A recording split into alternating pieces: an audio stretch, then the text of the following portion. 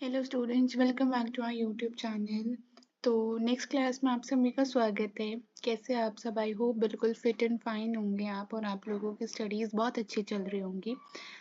तो आज हम करने वाले हैं अगला टॉपिक ब्रेन सेल्स। और जल्दी से जल्दी सबसे पहले चैनल को लाइक शेयर सब्सक्राइब कर दो, ठीक है। Brain cells, the brain is composed of neurons and glia, ठीक है। जो हमारा ब्रेन सेल्स होते हैं, ठीक है, या जो ब्रेन होता है, that is composed of neurons and glia.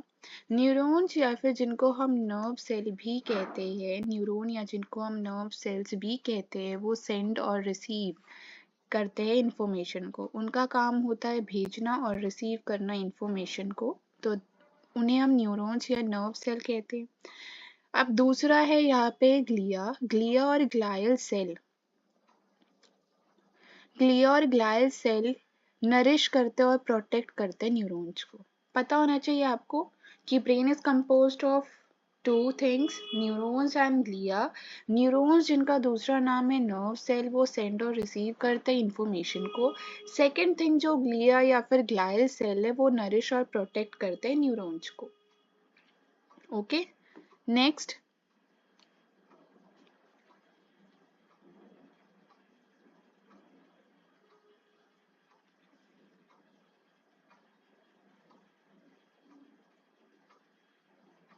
तो आपके न्यूरॉन्स में एक्सॉन्स मिलेंगे आपको देखने को, dendrites, narrow branching fibre like extension होती है ये, ठीक है। और एक्सॉन जो होते हैं वो सिग्नल को सेंड करते हैं टू द न्यूरॉन्स।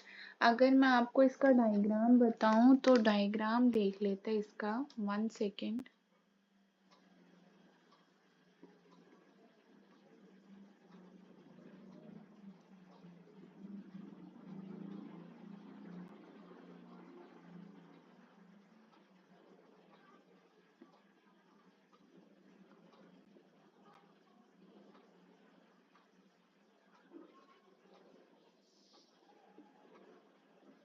देखो,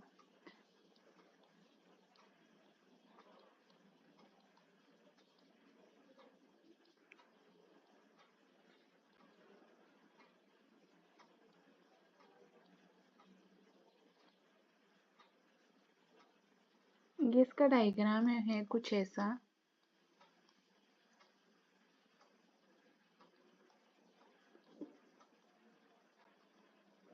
जिन लोगों को पता है वो समझ गए होंगे, जिन्हें नहीं पता है वो देख लें एक बारी, ठीक है। तो ये होता है आपका न्यूक्लियस, ये होते हैं आपके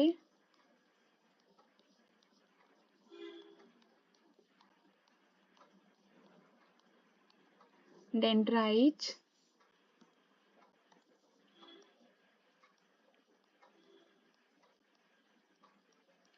ये डेंड्राइट्स होते हैं, यहाँ पे लिखा भी है, जो narrow branching fibre like extension होते हैं, ठीक है। एक्सोन की बात करें तो ये है आपका एक्सोन, ठीक है। ये है आपकी सेल बॉडी,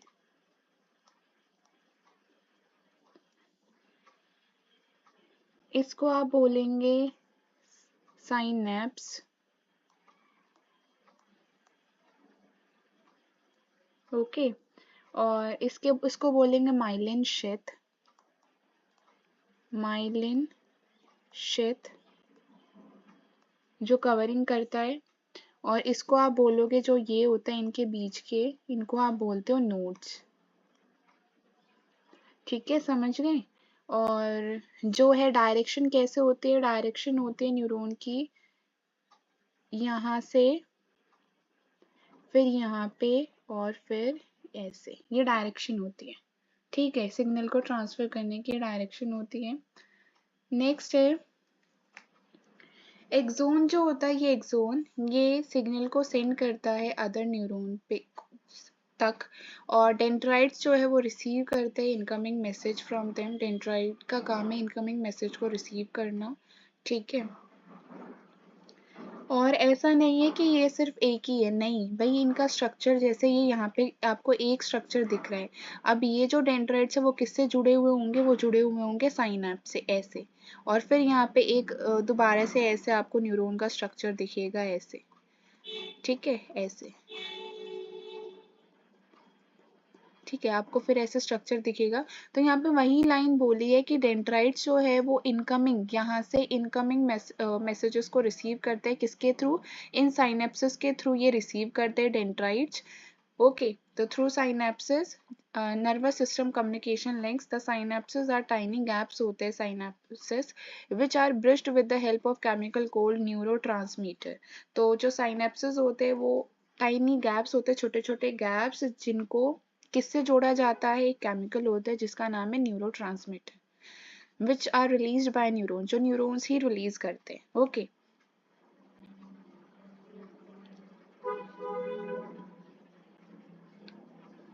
इंटीग्रेशन और डिफरेंशिएशन, इंटीग्रेशन होता है process by which neurons coordinate the activity muscle group. Next, ASD की फुल फॉर्म पता होना चाहिए, इंपॉर्टेंट है। ASD autism spectrum disorder, important है भाई, ठीक है। Autism spectrum disorder also known as pervasive developmental disorder, very very very important. तो autism spectrum disorder, also known as pervasive developmental disorder, can cause severe and pervasive impairment in thinking, feeling, language, ability to relate to others. So autism is a disorder of brain functioning characterized by lack of normal social interaction, impaired communication, repetitive movement, and a highly restrictive range of activity and interest. तो जो autism होता है वो कौन सी चीज़ से related है, that is mentally retarded. तो autism को हम मेंटली रिटार्डेड या फिर परवेसिव डेवलपमेंटल डिसऑर्डर भी बोलते हैं। और ये जो परवेसिव डेवलपमेंटल डिसऑर्डर या ऑटिज्म स्पेक्ट्रम डिसऑर्डर होता है, ये किस में इम्पेयरमेंट लाता है, जब आपके थिंकिंग में, फीलिंग में, लैंग्वेज में और एबिलिटी टू रिलेट, जब आप दूसरों के साथ रिलेट नहीं कर पाते, जब इनमें दिक्कतें आती है तो that is autism spectrum disorder. समझ गए हो, thinking, feeling, language, ability to relate to others, तो इनमें इनमें जब इशू आता है, इम्पेयरमेंट होती है इन सब चीज़ों में, तो दैट इज ASD। ऑटिज्म जो होता है वो एक डिसऑर्डर होता है, आप कह सकते हो कि डिसऑर्डर है ब्रेन फंक्शनिंग का, जिसमें ब्रेन अच्छे से फंक्शनिंग नहीं कर पाता है, जहाँ पे जो बच्चा है वो सोशल इंटरेक्शन बहुत कम करता है, कम्युनिकेशन अच्छे से नहीं कर पाता है, बार बार मूवमेंट्स को रिपीट करता है, और highly restricted range of activities और इंटरेस्ट होता है, ठीक है। Most children with autism are also mentally retarded. और नेक्स्ट,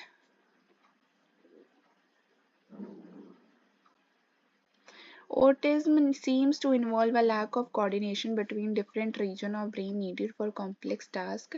तो autism में क्या होता है, जब complex task को करने की बारी आती है तो जो वहाँ पे lack of coordination नज़र आता है, ठीक है, जो ब्रेन है वो अच्छे से फंक्शनिंग नहीं कर पाता है।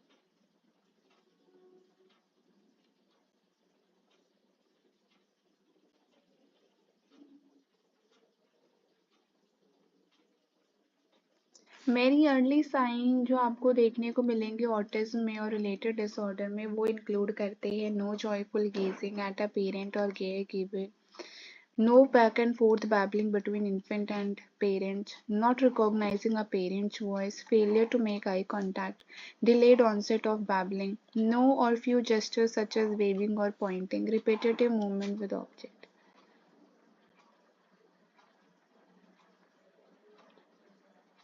Okay, next.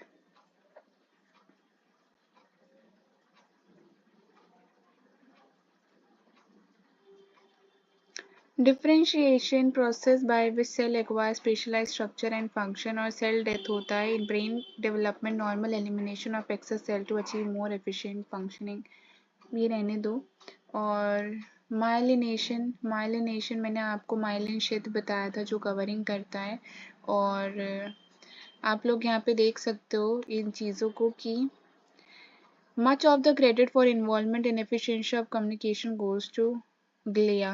तो जो भी आप कम्युनिकेट कर पा रहे हो एफिशिएंसी के साथ, तो उसका क्रेडिट किसे जाता है? ग्लिया या ग्लायल सेल को, विच code the neural pathway with the fatty substance cold myelin.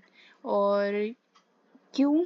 Because which coat, ये जो है ग्लिया या ग्लायल सेल, ये कोट करता है पाथवे को एक फैटी सब्सटेंस के साथ जिसे हम बोलते हैं माइलिन क्षेत्र। मैंने आपको ऊपर भी दिखाया था।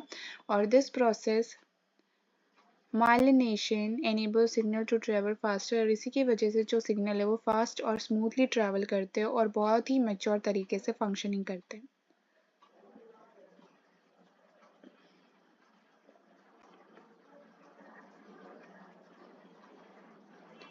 Next is early reflexes. तो रिफ्लेक्स बिहेवियर क्या होता है? जैसे अर्ली रिफ्लेक्सेस का मतलब होता है when you blink at a bright light. जब आपको ब्राइट लाइट नज़र आती है तो आप अपनी आई को ब्लिंक करते हो, ठीक है। और आपकी ये आईलेट जो है कि अपने आप ही एक्शन शो करती है। और ये इस ऑटोमेटिक एक्शन को, ठीक है, इस ऑटोमेटिक एक्शन कह लो या फिर जो अंदर से ये एक ही दम से जो रिस्पॉन्स आता है बाहर के जो स्टिमुलस को लेकर, तो उसे हम बोलते हैं रिफ्लेक्स बिहेवियर। समझ गए? तो रिफ्लेक्स बिहेवियर को कौन कंट्रोल करता है? तो इसे कंट्रोल करता है आपका lower brain center that govern other involuntary processes such as breathing and heart rate. जैसे जो भी इनवॉलेंट्री प्रोसेस मतलब जो ऑटोमेटिक चलते रहते हैं, जैसे ब्रीथिंग, सांस ले रहे हो और सांस ले रहे हो छोड़ रहे हो, ठीक है, तो ये इनवॉलेंट्री प्रोसेसेस होते हैं। हार्ट रेट हो गया, ठीक है, दिल की धड़कन है, आप रोक नहीं सकते ना इसे, इसलिए। तो ये सारे रिफ्लेक्स बिहेवियर है जो ऑटोमेटिक होते हैं, इनवॉलेंट्री होते हैं और इनेट अंदर से आते हैं एकदम से response as a response to stimulation. Next आता है, ये इंपॉर्टेंट है, human infant have estimated 27 major reflexes. तो ह्यूमन इन्फेंट्स में 27 मेजर रिफ्लेक्सेस पाए गए हैं, देखे गए हैं। जैसे प्रिमिटिव रिफ्लेक्सेस की बात करें तो प्रिमिटिव रिफ्लेक्सेस में आपको पता होना चाहिए such as sucking, rooting for the nipple, Moro reflex response to being startled or beginning to fall, are related to instinctive needs for survival and protection. Some primary reflexes may be a part of humankind evolutionary legacy. One example is grasping reflex by which infant monkeys hold on to their mother's fur.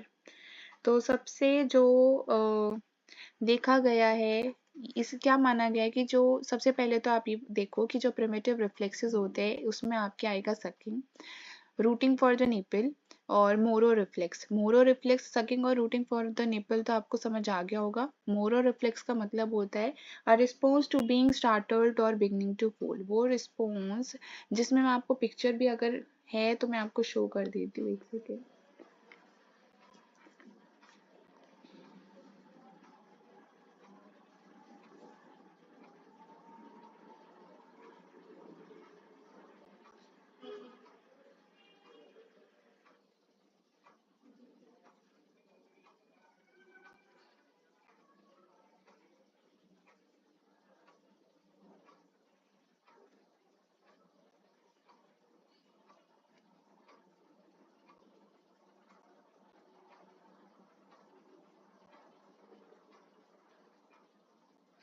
तो इसमें picture तो शायद show नहीं हो पाएगी, लेकिन आपको इसको क्या याद रखना है कि जो मोरो रिफ्लेक्स होता है इसी का दूसरा नाम क्या होता है? सबसे पहले तो ये याद रखो, दैट इज स्टार्टल रिफ्लेक्स।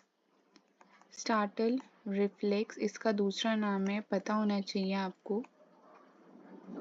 और पहली चीज़ तो ये हो गई। दूसरी चीज़ आपको क्या याद रखनी है, जैसे कोई एक ही दम से लाउड साउंड आती है तो जब उसकी तरफ जो बच्चे रिस्पॉन्स देते हैं दैट इज़ मोनो रिफ्लेक्स, ठीक है। एक ही दम से कोई भी मतलब रिस्पॉन्स शो करते हैं, बिगनिंग टू फॉल, गिर जाते हैं, या फिर कोई भी साउंड सुन के या कोई भी स्टिमुलस देख के जो भी रिस्पॉन्स देते हैं that is Moro reflex. a response to being startled or beginning to fold, ठीक है, जहाँ पे उनको सपोर्ट नहीं मिलता है, सडन लॉस ऑफ सपोर्ट की जहाँ पे बात होती है, तो वो चीज़ होती है इसमें।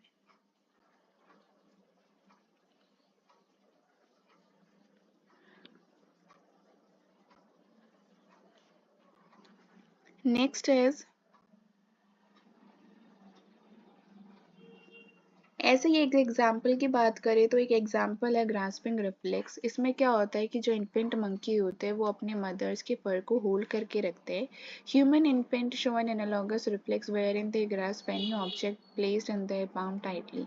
ऐसे ही जो इन्फेंट्स की बात करें ह्यूमन में, इन्फेंट्स की, बेबी इन्फेंट्स की, तो वो क्या करते हैं, वो ऑब्जेक्ट को होल्ड करके रखते हैं अपने पाम में tightly, hold over from our ancestral past. तो यही चीज़ें जो है वो पास्ट से चलती, एंसेस्ट्रल पास्ट से चलती आ रही है, इसलिए, ठीक है। As a higher brain center become active during first 2 to 4 month, infant begin to show postural reflex। तो क्या कहा गया है कि हायर ब्रेन सेंटर जो है वो, ब्रेन सेंटर जो है वो एक्टिव हो जाते हैं पहले 2 या 4 महीने तक। इन्फेंट बिगिन शुड, जो दो इन्फेंट जो होते हैं वो पोस्चुरल रिफ्लेक्स शो करते हैं। इसका मतलब क्या होता है, reaction to change in position और बैलेंस। तो वो क्या रिएक्शन शो करते हैं कि पोजीशन में चेंज लाते हैं, बैलेंस बैलेंस में चेंज ले आएंगे, तो that is postural reflex. Posture में चेंज, या फिर आप कह सकते हो कि पोजीशन में या बैलेंस में चेंज लेकर आ जाते हैं। For example, infant who are tilted towards extend their arms in a parachute reflex and instinctive attempt to break a fall. Locomotor reflex की अगर हम बात करते हैं तो वो वॉकिंग रिफ्लेक्सेस, या फिर ऐसा रिएक्शन जो वॉकिंग में आपको नजर आता है। Resemble voluntary movement that do not appear until month. Next, that's it. इसमें तो सिर्फ आप यही कर लो। मोल्डिंग द ब्रेन, प्लास्टिसिटी क्या होती है, modification, modifiability of the brain through experience. जब ब्रेन की मॉडिफिकेशन होती है एक्सपीरियंस के through, that is plasticity. Okay. Although the brain early development is genetically directed, its structure is continually modified by positively and negatively by environmental experience. The malleability, modifiability of brain के लिए एक term use होती है, that is plasticity. Plasticity जो है वो learning को enable करता है, learning लेकर आता है।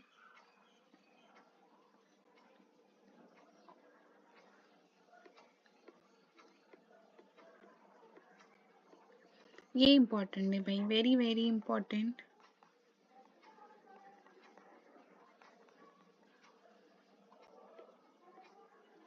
Babinski, routing, Babkin, tonic neck, Darwinian, Moro।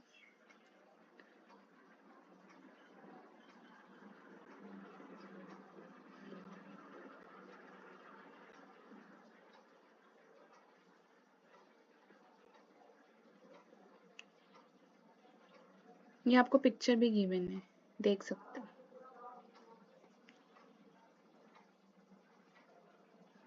ठीक है, ये मोरो रिफ्लेक्स है, ये डार्विनियन है, ये टोनिक है,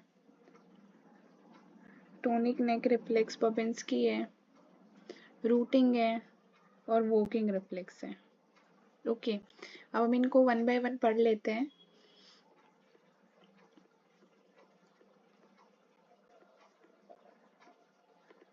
ठीक है, तो वन बाय वन हम इनको देख लेते हैं एक बारी। मोरो की बात करें तो क्या स्टिमुलेशन देखने को मिलेगा, बेबी इज ड्रॉप्ड और हियर्स लाउड नॉइज।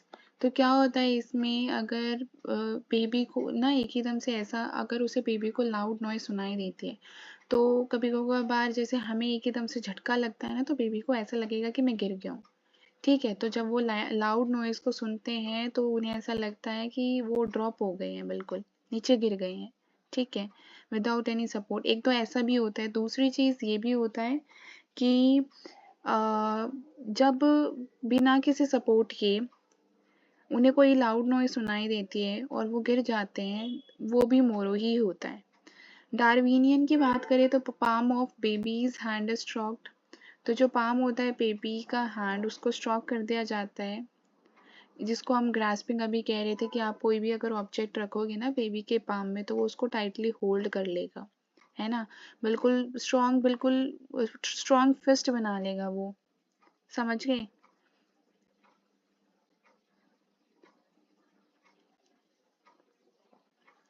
टोनिक नेक की बात करें तो baby is laid down on back. तो टोनिक नेक में क्या होता है, बेबी को बैक पे लिटा दिया जाता है और वो जो अपने हेड को है वो वन साइड टर्न करता है, और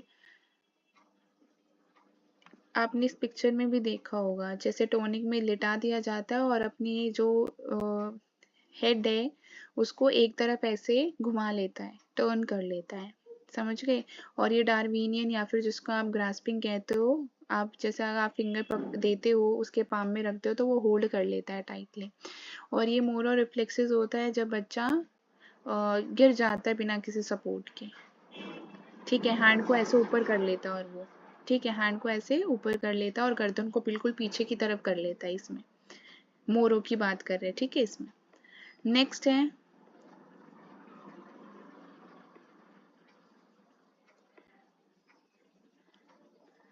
आप अपीयरेंस भी देख सकते हैं यहाँ पे। बैबकिन की बात करें तो बैबकिन में क्या होता है, both of the babies palm are stroked at once. यहाँ पे बैबकिन है, बैबकिन इसमें दिखाया नहीं है। अच्छा, तो बैबकिन में क्या होता है कि both of the babies palm, जो दोनों के पाम है, जो दोनों पाम है बेबीज के, उनको स्ट्रोक कर दिया जाता है एट वंस। मतलब इसमें क्या होता है कि माउथ खुला रहेगा, आइज बंद रहेगी, और जो नेक है वो अपने हिलाता रहेगा, फ्लेक्सेस आएंगे उसमें नेक में, और हेड जो है वो टिल्टेड पोजीशन में रहेगा। ठीक है, बबिंस्की की बात करें तो sole of babies foot stroked. अगर आप बेबी के फुट पे ऐसे अगर आप हाथ लगाएंगे, जैसे देखो ये रहा, तो जो टोज हैं वो क्या करेंगे, मूव होंगे। ठीक है, और फुट को वो ट्विस्ट करेंगे। रूटिंग की बात करते हैं तो बेबी चिक और लोअर लिप स्ट्रोक्ड। अगर आप, स्ट्रोक का मतलब होता है ऐसे टच करना। ठीक है, अगर आप बेबी के चिक और लोअर लिप को ऐसे स्ट्रोक करेंगे, टच करेंगे फिंगर या निपल से, तो वो अपनी हेड को टर्न करेंगे, माउथ को ओपन करेंगे और सकिंग मूवमेंट स्टार्ट कर देंगे। वॉकिंग की बात करें तो baby is held under arms with bare feet touching flat surface. तो क्या होगा कि बेबी को जो है, अभी जैसे इसमें देखो, बेबी को हाथ में ही रखते हैं, वो बिल्कुल हल्के हल्के, जो बेबी जो है अपने फुट बहुत ही हल्के रखते हैं, फ्लैट सरफेस पे हल्का सा टच करते हैं, बिल्कुल पूरा पैर नहीं रखते हैं। आपने ये चीज़ नोट भी की होगी, पूरा पैर नहीं रखते, सिर्फ बेयर फीट टच करते हैं फ्लैट सरफेस पे। स्विमिंग की बात करें तो baby is put into water face down. तो बेबी को वाटर में रख दिया जाता है फेस डाउन। इससे जो है स्विमिंग मूवमेंट डेवलप होती है। So that's it. और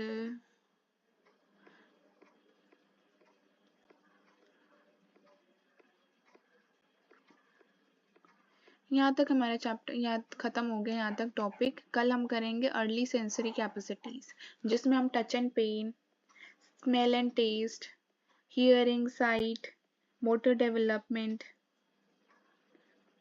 ये सारी चीज़ें करेंगे। Head control, hand control, locomotion, motor development and perception. ठीक है, तो मिलते हैं नेक्स्ट क्लास में। आज के लिए इतना ही। Thank you, bye.